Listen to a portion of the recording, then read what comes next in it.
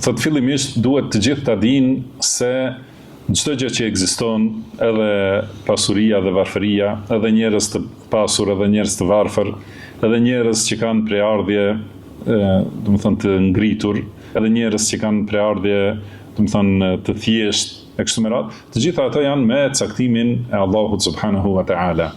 Dhe në Islam kjo nuk është peshore për matjen e vlerës së njerëzit. Do thotë nuk është peshore që të nderohet dikush ose të poshtrohet. Shikoni si ka thënë Allahu subhanahu wa ta'ala për kuptimet e njerëzve, ka thënë fa amma al-insan idha mabtalahu rabbuhu fa akramahu wa na'amahu fa yaqulu rabbi akraman. Do të thonë kur njeriu është i atill që kur Allahu subhanahu wa ta'ala e sprovon dhe e nderon dhe i jep dhunti, do të thonë i jep pasuri, i jep pozitë, do thotë kjo është sprov, pra Allahu e ka quajtur se e sprovon. Atëherë çka thot ai njeri? Thot Rabbi akraman. Do të thonë Zoti im më ka nderuar. Pra ky është nderim nga Allahu që më ka dhënë.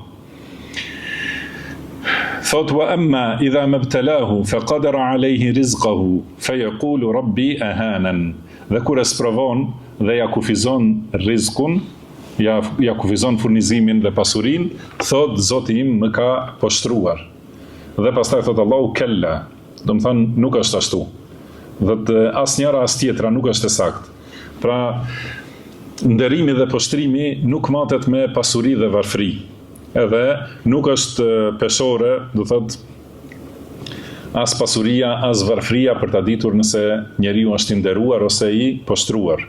Por të gjitha këto janë sprova që secili të veprojë sipas gjendjes që e ka.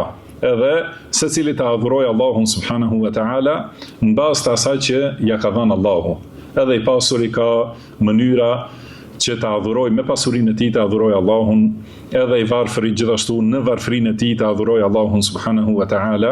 Do thotë këto janë sprova për të dy palët. Mos mendoj i pasuri se është i nderuar dhe i ngritur me pasurinë e tij, edhe i varfëri mos mendoj se është i poshtruar për shkak, do të thënë, kësaj gjendje që është.